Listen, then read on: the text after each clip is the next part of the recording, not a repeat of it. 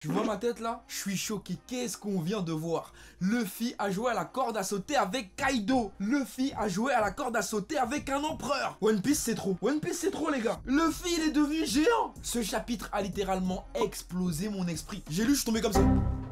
Tellement ça m'a tout pris. Et j'ai même pas peur de le dire les amis. On a affaire au chapitre le plus incroyable de 2022. Je sais pas ce qu'Oda nous réserve, mais maintenant, va falloir qu'il fasse mieux que ça. Ohio Midnight ici Afro. J'espère que vous avez la pêche car moi c'est le feu. Bienvenue dans la review de ce chapitre 1045 de One Piece. Et bienvenue sur ma chaîne Afro Chix quand même. Un grand merci à toute ma communauté One Piece qui s'abonne depuis quelques temps. Et oui, maintenant c'est ici que tout va se passer. Tout, review, analyse, top, théorie, on va tout faire. Donc prends ton ticket, c'est maintenant que ça se passe. Et je le rappelle, pour tous ceux qui l'auraient oublié, le chapitre est disponible le dimanche à 17 h sur le site de Glenamax. D'ailleurs, cette vidéo est censée sortir lundi 4 avril à 18 h et lundi 4 avril à 18 h.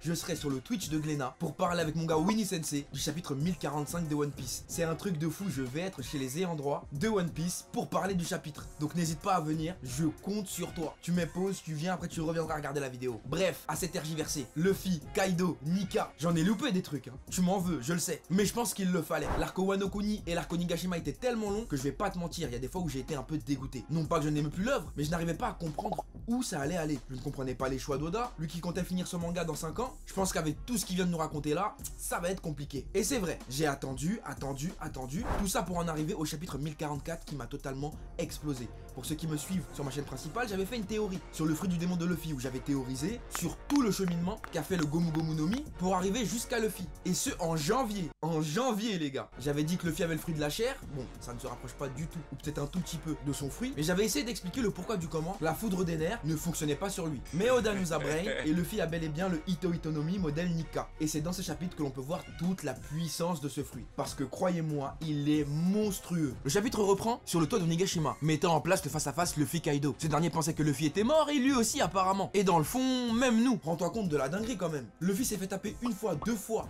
3 fois par Kaido et jusqu'à il est mort. Mais il est revenu à la vie grâce à son fruit. Il nous a fait une phase de prophète le frérot. Je sais t'adhères pas à ce que je viens de dire mais c'est réel. Et le moins que l'on puisse dire, c'est que même Kaido est stupéfait devant l'évolution des pouvoirs de Luffy. On remarque que ce dernier peut altérer son environnement comme un paramécia normal, mais aussi qu'il bénéficie d'une transformation comme un Zoan. Et on l'a bien vu, Luffy a changé de forme et rebondit sur le crâne d'Onigashima. Et c'est à partir de ce moment-là que ce dernier nous fait sa première dinguerie. Il se fait avaler par Kaido et se balade tranquillement dans son estomac, arrivant même à modifier la structure de la créature la plus puissante de ce monde en lui donnant les propriétés du caoutchouc. Et rien que là, normalement, t'es choqué. Luffy est rentré dans Kaido, c'est-à-dire qu'il est dans son ventre. Il se balade à l'intérieur, il joue, il fait grossir, maigrir. Ça là, c'est une vengeance, frérot. C'est une vengeance et un manque de respect pour toutes les hagras qu'il lui a mis auparavant. Oui, Luffy a trop souffert. Il s'est fait one shot, jeté en tôle, on l'a buté. Le minimum qu'il puisse faire, c'est au moins rentrer dans son ventre et l'élargir. Ça, c'est la base. Et rien qu'avec ça, on comprend que les capacités de Luffy vont au-delà de tout ce qu'on a déjà vu chez un paramécia éveillé. Car certes, un paramécia peut modifier son environnement, mais on n'a jamais vu un fruit capable de modifier le corps d'un individu autre que celui du possesseur du fruit. Donc rien que là déjà, dinguerie. Mais c'est pas fini, parce que ce dernier arrive à faire sortir ses mains des yeux de Kaido pour attraper son nez et se propulser à l'extérieur du ventre de Kaido. Oui, je sais, ce moment-là, il était...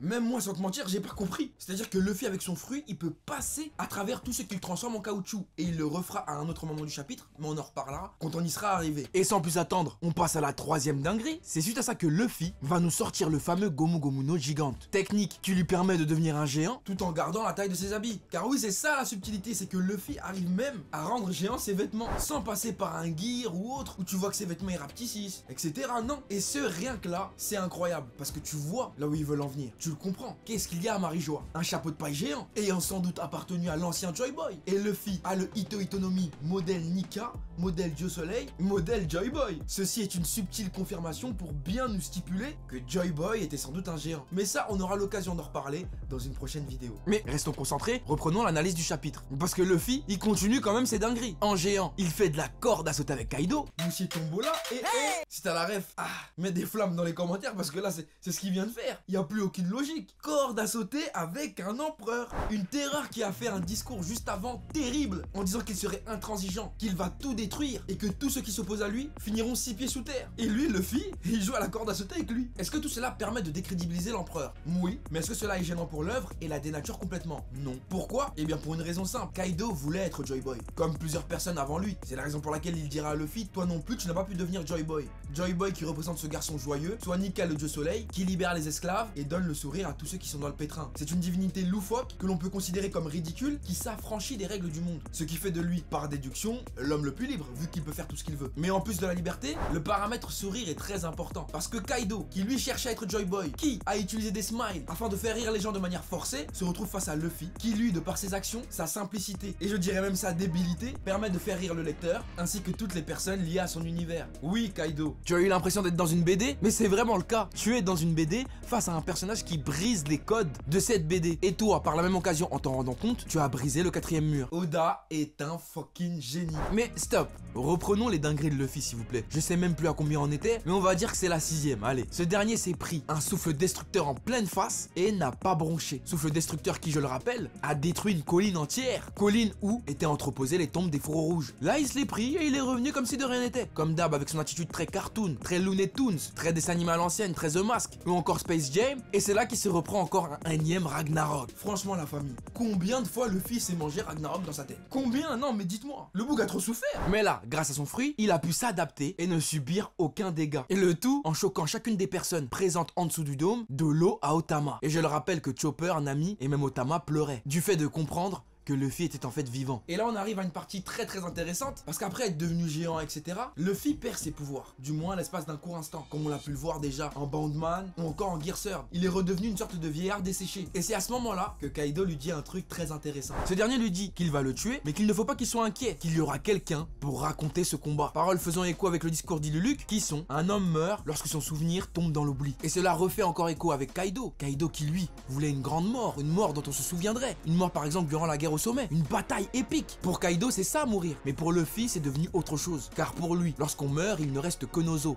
et rien d'autre. On finit toujours par nous oublier à un moment ou à un autre. Et après avoir perdu tous ses amis, Pedro, Kinemon, et avoir vécu toutes les aventures qu'il a vécues jusqu'à présent, peut-on réellement penser que c'est la mort qui peut effrayer Luffy? Eh bien non. Et c'est en utilisant les battements de son cœur que Luffy se retransforme et repart au combat face à Kaido. On le sait, ne faites pas les surpris, je ne le ferai pas non plus. Luffy a toujours utilisé les battements de son cœur pour utiliser ses gears. Le Gear Second, il se sert de son cœur comme d'une pompe pour accélérer son flux sanguin et ainsi augmenter sa vitesse. Là c'est exactement la même chose. Afin de se donner un second souffle, Luffy a accéléré les battements de son cœur et réactivé son Gear Fifth. Et vous savez quoi? Moi en regardant ce combat, j'ai été ébloui parce que je me suis rendu compte d'une chose: Luffy est bel et bien le digne héritier de Goku. Et j'irai même plus loin quelque part, il l'a dépassé. Pourquoi? Parce que vous le savez, Luffy est une inspiration de Goku, qui lui-même est une inspiration de Son Wukong. Goku, mis à part dans Z et dans Super, a toujours été un personnage décalé. C'est un humain extraterrestre qui ne connaît pas les règles de ce monde et qui du coup s'en affranchit, trouvant à chaque fois des astuces drôles pour venir à bout de ses ennemis. Ils ont le même appétit, bref. Mais tu vois, moi dans ce chapitre, la folie de Luffy, sa bêtise, ça me rappelle des phases de Goku. Comment tu peux te battre contre un tyran intergalactique et lui mordre la queue? Car oui, c'est ce qu'il a fait. Goku a mordu la queue de Freezer en plein combat sur Namek. Toute cette bêtise me rappelle les conneries de Luffy. Sauf que lui, c'est encore plus assumé et exagéré. Et encore une fois, quelque chose qui me fait penser à Goku, c'est cette forme. Regardez-là. Ses cheveux rappellent le Super Saiyan. Sans compter que Yamato nous dit que Luffy est tout blanc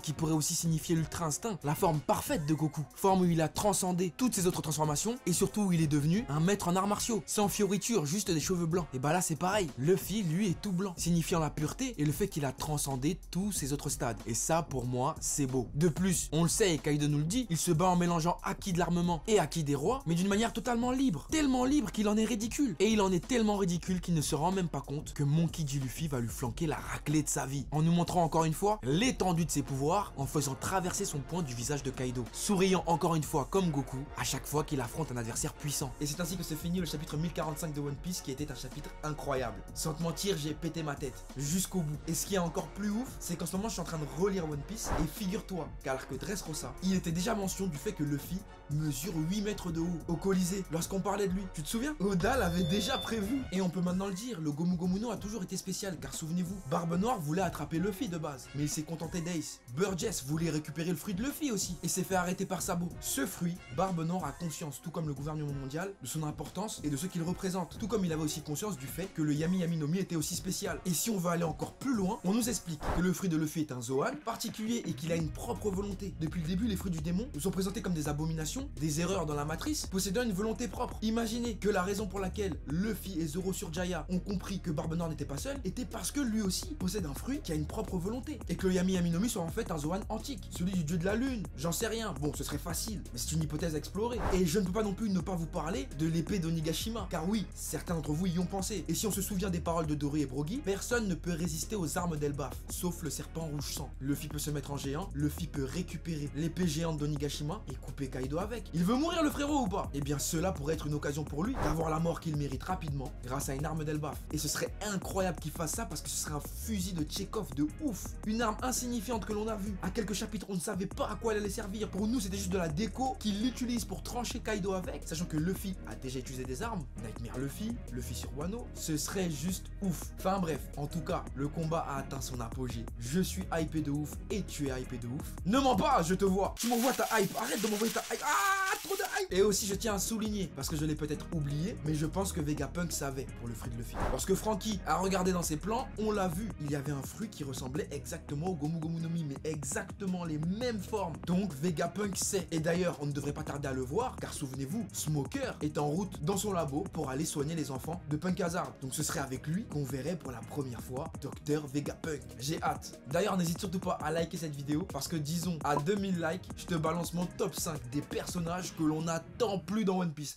Tellement ça fait longtemps, on les attend plus. Donc voilà, je compte sur toi. Sur ce, c'est la fin de cette vidéo. J'espère qu'elle t'aura plu. Abonne-toi et rejoins la famille, frérot, c'est important. Suis-moi sur les réseaux sociaux, Facebook, Twitter, Instagram et TikTok pour ne rien louper de l'actu de la chaîne. Tous les liens sont dans la description. Et quant à moi, je te dis à très vite sur cette chaîne pour de nouveaux contenus. Sayonara, frérot, Serette. Bisous. Mouah, vive One Piece.